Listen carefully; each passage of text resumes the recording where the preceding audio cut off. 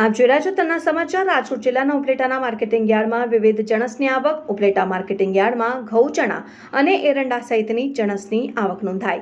એરંડાની દરરોજની 150 થી 200 મણની આવક, ઘઉંની પણ દરરોજ 2000 થી 2500 મણની આવક। આવકને પગલે યાર્ડ વિવિધ જણસથી ઉભરાયું।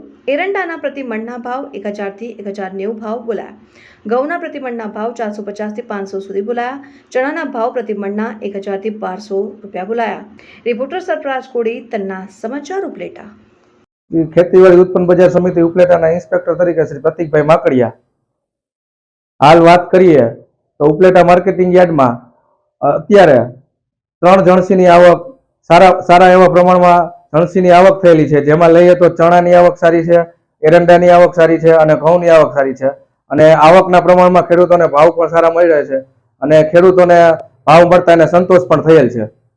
અને અત્યારે જોઈએ તો એરંડામાં 1050 થી 1090 ના પ્રતિ મણ 20 કિલોના ભાવ છે અને ઘઉંમાં 400 રૂપિયાથી લગાડી 512 રૂપિયા સુધીના પ્રતિ મણ એટલે કે 20 કિલોના ભાવ ખેડૂતોને મળી રહે છે અને જે ભાવ મળતા ખેડૂતો સંતોષની લાગણી અનુભવે છે।